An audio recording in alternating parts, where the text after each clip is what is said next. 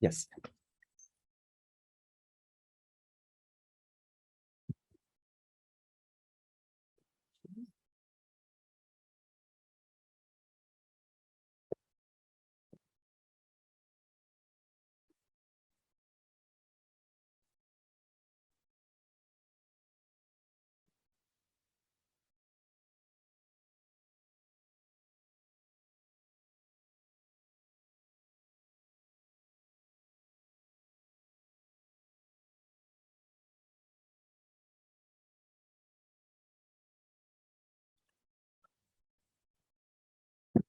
All right, so let's get started. So the role of production expectations in visual world paradigm studies and linking hypotheses. So this study is part of a larger meta-analysis that reanalyzes previous eye tracking data sets with the ultimate goal of developing a causal model of eye movements. So let's first start by defining the visual world paradigm. It's a paradigm that's often used in psycholinguistics, where a participant's eye movements are recorded as they hear an unfolding utterance. This is a very popular paradigm since eye movements have been shown to be closely time-locked to linguistic signal. And researchers use these eye movements to investigate questions of real-time language processing. However, we still don't have a full theory on how to link linguistic input, underlying cognitive processes, and to the eye movements themselves. And without this well-established link between these three things, it can be hard to interpret eye tracking results and what they really mean for linguistic processing. So a first step towards developing a causal model that integrates all of these three things was proposed by Alopine et al. 1998. So their definition looks to an object, so the eye tracking data is proportional to the belief that the object that the participant is looking at is the target of an utterance. So and this is defined for active referential tasks. So a task where participants are asked, for example, to click on the object that the utterance is referring to. So a little more concrete of a definition, the proportion of empirical eye movements to a referent R or an object in the visual scene is proportional to the degree of belief that this object R is in fact the target of that utterance within a certain time window.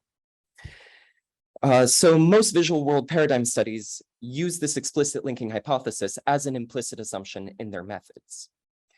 A first step towards assessing whether this referential belief link is a good linking hypothesis for these visual world paradigm studies is to test it. So we'll first look at the p-empirical side of this referential belief link, or rather the eye movement data. So in our study, and we'll continue going back to these visual stimuli, we're looking at Sun and Brahini 2020.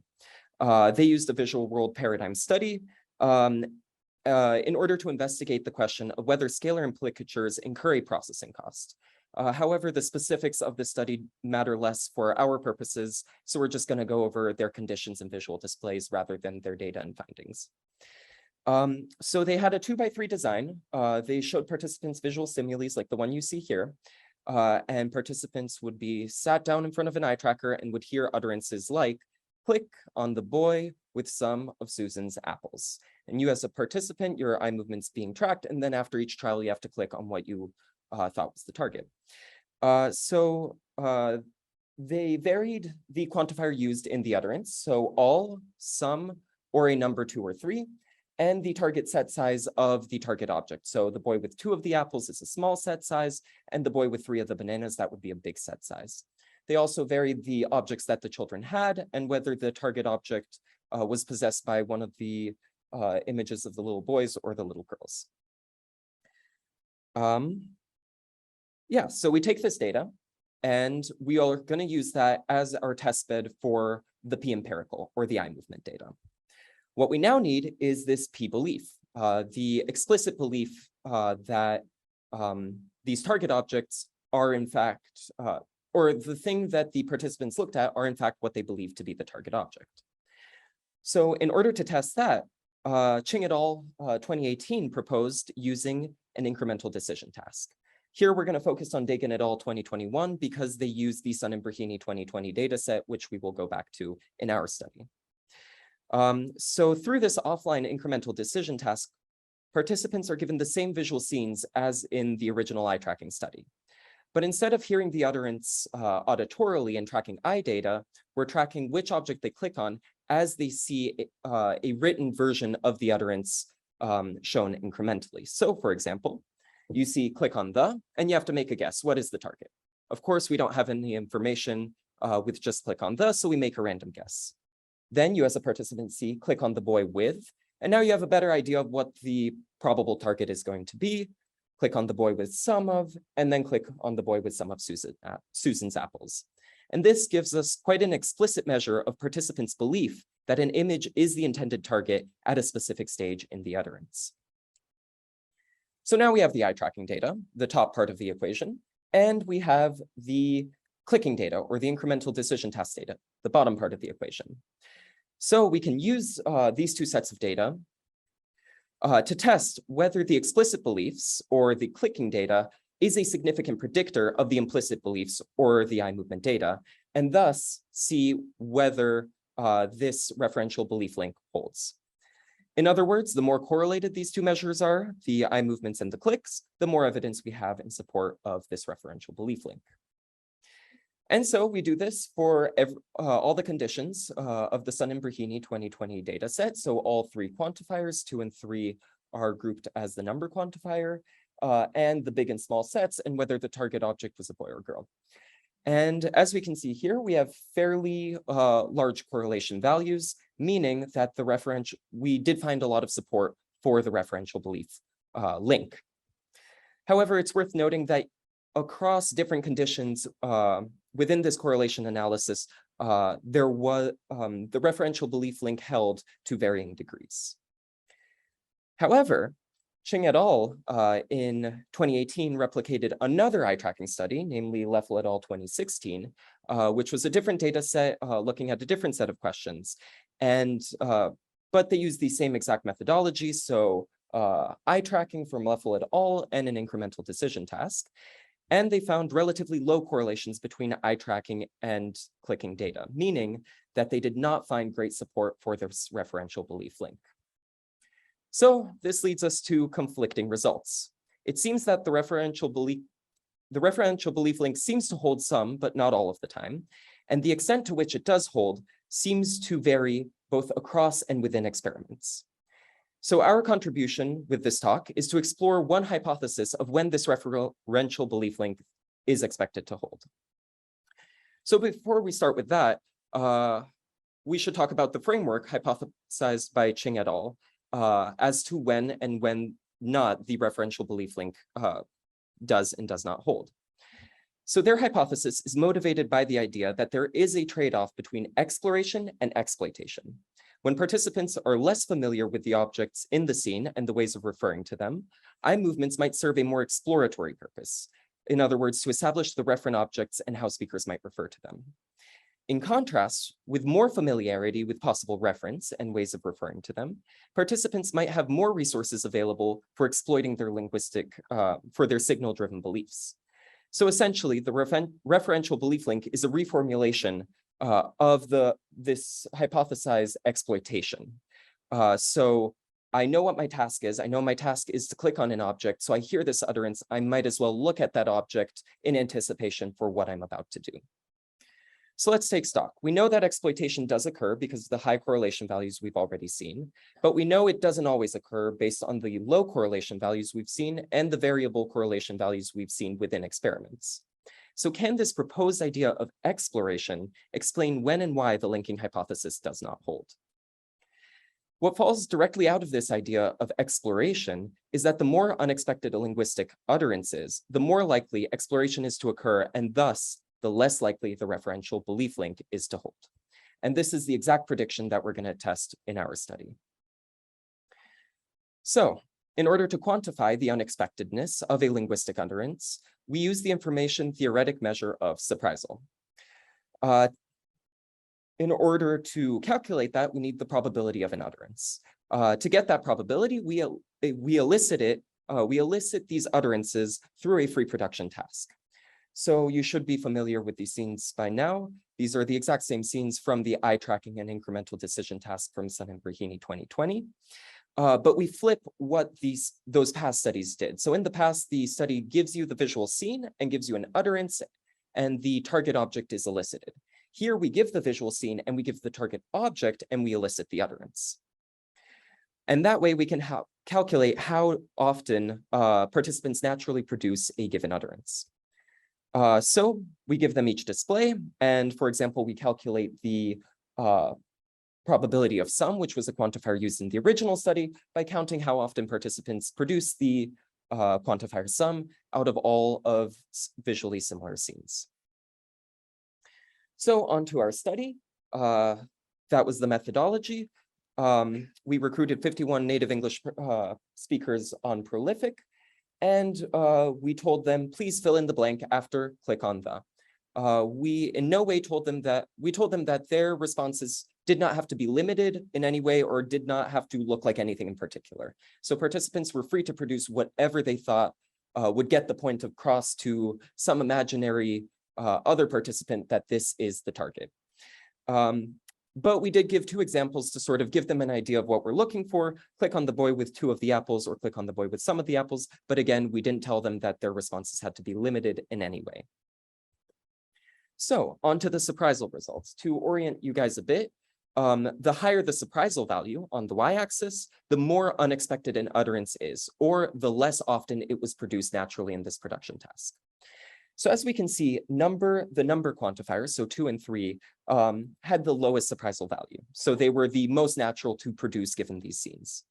Sum, the quantifier sum, was produced much less frequently. So the surprisal of like 5 to 6 correlates to roughly 3% of all trials that participants produce the quantifier sum, and all is at ceiling, never actually being produced. So in other words, participants found it natural to say the number quantifiers and did not find it natural to produce the determiners, the quantifiers all or some given these scenes. So this tells us that really only numbers are the natural givens, the natural stimuli that were used in Sun and Brahini 2020. And this shows that utterance is typically used, as a side note for all of you working on scalar implicatures, this shows that utterances typically used in scalar implicature studies, namely all and some, can be extremely unexpected for participants given the scenes that we tend to use in these studies. So let's take stock. We have the surprisal values down there that we just talked about, and we've got the correlations between the eye tracking data and the clicking data that we talked about before. So the higher those correlations, the more evidence we have for the referential belief link, and we're looking at whether surprisal will predict, will modulate how well that referential belief link holds. In other words, the higher the correlation between our surprisal values and those correlations that we talked about earlier, the more evidence we have that surprisal does attenuate or modulate how well the referential belief link holds. So here are the results from our experiment. On the left axis, again, those correlations between eye tracking and clicking data. And on the x-axis, the surprisal values that you guys just saw. As we can see, the results were only marginally significant and explained very little of the variance from the original correlations. In other words, we only have weak evidence that unexpectedness of quantifiers did modulate how well the referential belief link held. One possibility is that surprisal is just not a good measure and that there is something else at work here. However, another possibility is that our specific surprisal calculations were not representative of the actual unexpectedness of the linguistic input in the original study. So we know that listeners rapidly update their beliefs about likely utterances in response to exposure throughout an experiment. So you can imagine that our measure of surprisal was not great because participants throughout the eye tracking and clicking studies sort of formed these local expectations of, yes, I will hear the quantifier sum or all. That is exactly what our experiment 2 looked at. It was an exact replication of experiment 1, but with 4 added exposure trials. These 4 added exposure trials were identical to the incremental decision task where participants were given the utterances and asked to click on what they believed to be the target. And in those 4 trials, they were exposed to each of the quantifiers used in the original studies, 2, 3, all, and some. So onto the surprisal results from our experiment 2. the left side of the graph from experiment 1. You guys have seen that before. And the novel stuff is on the right side. So as we can see, the number term right there in the middle on the right facet, the surprisal remained roughly the same as in experiment 1. The quantifier sum became slightly less surprising. In other words, it was produced more often. And the quantifier all went from never having occurred in experiment 1 to occurring in about 14% of the trials in experiment 2.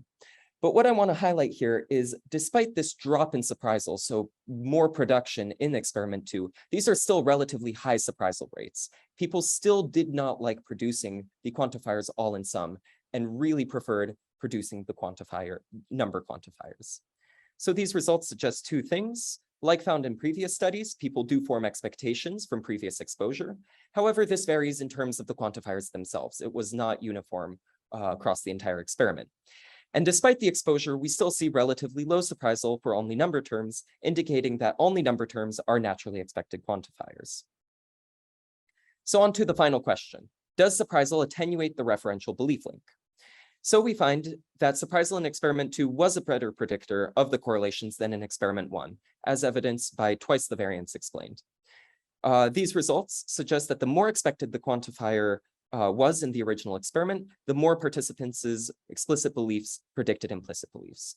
In other words, the more surprising an utterance is, the less likely the referential belief link is to hold. So a super quick general discussion. We did find support for surprisal modulating how much the referential belief link held, and this is consistent with that exploration mechanism that we talked about previously. So the ultimate goal is to develop a causal model of eye movements that can also be explained under this exploration mechanism and verification processes and surprisal. So we hope that this type of work will help us eventually develop this type of causal model that will relate eye movements to linguistic input and cognitive processes. And another takeaway is that in designing eye tracking studies, the naturalness of utterances is important and can vary greatly, and that can be an extra confound in the studies that we create. So we hope to continue with this larger project of looking at creating these causal models and looking at different things that we can incorporate into them. So if you guys are interested, we have a website up that's a QR code to the website, not the paper.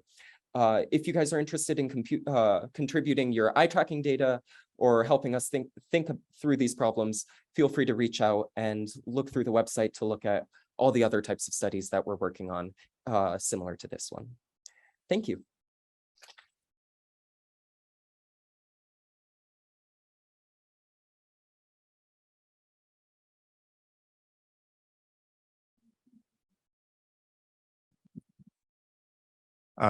Thank you for a very interesting talk. I'm all for developing explicit models of eye movements in these kinds of tasks. The one thing I just wanted, I'm not sure if I'm understanding it correctly. So as a veteran user of this methodology, I feel like the reason I use it is precisely because the eye movements give me information that is different than people's explicit beliefs. And in fact, so a lot of the studies that we do, we're kind of like hoping that we don't see those. And so you're listening along in French. And so your probability, you should be thinking the likelihood of this person saying an English word should be 0. Yet we see these kind of bilingual competition effects, or even in the Alapana study that you mentioned at the beginning, they also did a gating task, and their whole point was to show that, hey, you don't get rhyme effects in gating because you're doing all this explicit thinking, and yet you do in the eye movements. And so I'm just trying to understand, do we really want explicit beliefs to be part of this linking hypothesis? Is it something else? So definitely there is a bunch of other stuff. So the study that we kept on going back to, this Sun and Brahimi study, they had this verification set in the middle, and part of their point was people will look in the center, not just at what they believe to be the target, but when they hear the quantifier sum, so click on the boy with some of the apples, they're going to want to verify that there is in fact something else to be looked at to make sure that the use of sum is not all. So there are definitely things that we want to incorporate in this linking hypothesis in order to understand where participants will look given these visual scenes. And so this is one step towards that. But exactly questions like that is what we want to start incorporating into this bigger causal model, that it's not just looks to what we believe to be the target, but perhaps structured looks elsewhere and unstructured looks elsewhere. Thank you. Is there something from Zoom? Yeah, go ahead. Oh, sorry, I can, there's no Zoom question, right? Okay. Yeah, so it's a bit related. I was wondering about what is the verification strategy for those quantifiers? Because of course, some and all you need to check, that there's no other item in the scene, or if you have the implication for some, then you need to check that there is some. So yeah, but you kind of answered that already. And the second thing I wanted to ask is that if you're correct about this experiment 1 versus experiment 2 thing, you should also see it if you separate the data from the eye tracking into first block, second block. You should see the correlation improve a lot in the second block, because then people are really, the statistics of which quantifiers appear with which frequency should be really understood at this point, whereas in the beginning they should be very surprised by those some all quantifiers popping up which are not really expected. Yes, and we do find that if you look at the Dagan et al. 2021 paper, I forget the exact details, but there are effects as you go throughout the experiment. People are forming these local beliefs and the correlation does get better. Thank you.